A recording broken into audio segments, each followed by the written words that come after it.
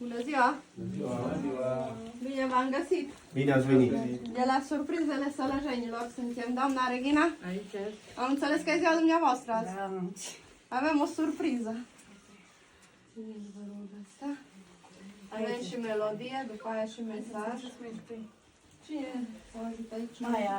Hai, O da. mergeți acolo mai la lumină? Mai e și acolo. Și mai mult... Unde să dau aici florile? Aprem lumânările sau nu? Da, că da, da. Avem și melodie și mesaj, să vedem din partea cui am venit.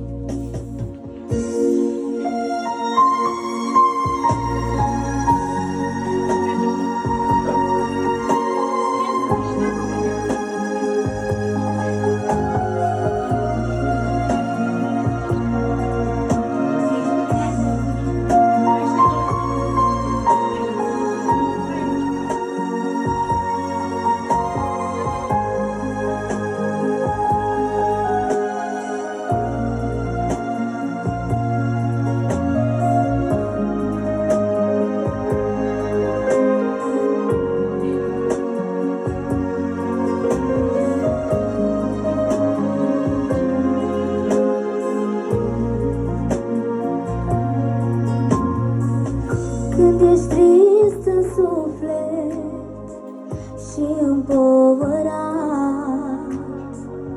mama te așteaptă cu lacrimi pe obraz.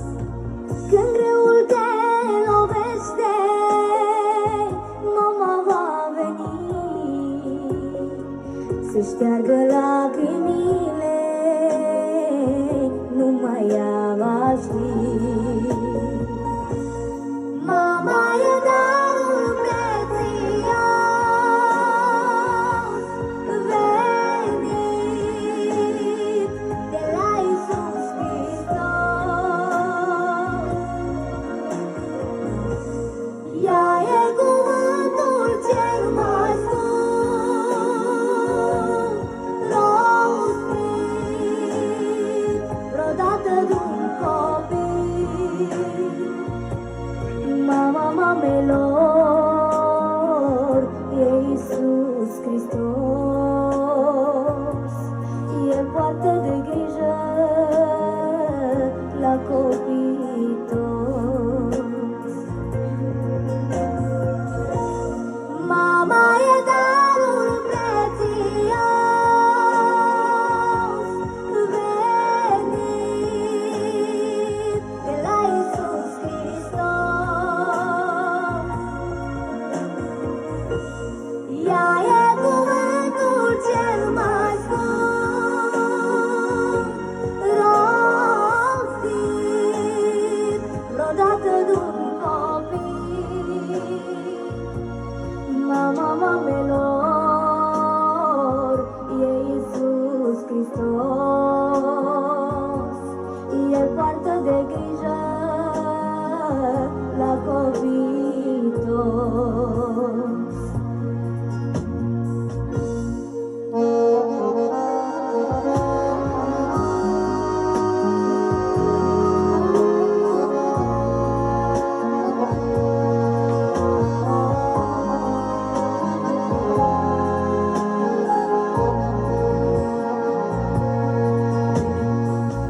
Mama e doar una pe acest pământ, mângâie-o adesea cu un zâmbet blând.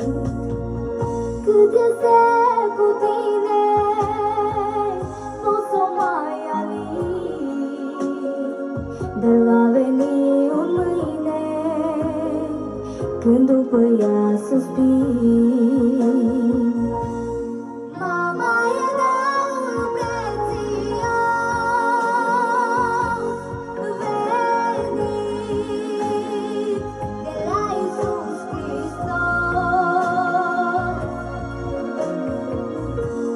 Ea e cuvântul cel mai scump rostit vreodată de-un copil.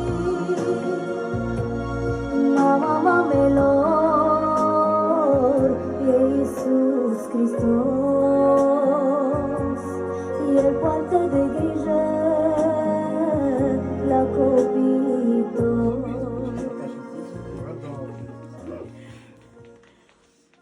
Acum avem și un mesaj pentru dumneavoastră. Dragă mamă, cu ocazia zilei tale de naștere, noi copiii tăi îți urăm un călduros la mulți ani, multă sănătate și numai bucurii alături de noi, familia ta. Dumnezeu să te țină sănătoasă alături de noi, să fii mereu sprijinul nostru, așa cum ai fost și până acum. Dragă mamă, te iubim. Cu drag, copiii tăi. La mulți ani și din partea noastră și dacă vreți să le ziceți ceva, Păi știu că eu o iubesc și e viața mea. S-a putut să plângi. cu siguranță și ei vă Te iubesc bucuri, și trebuie să te bucuri. de-aia ne-au chemat să vă facem surpriza. Știu, de Multă sănătate să aveți toată familia. La viață, mulțumesc frumos, să se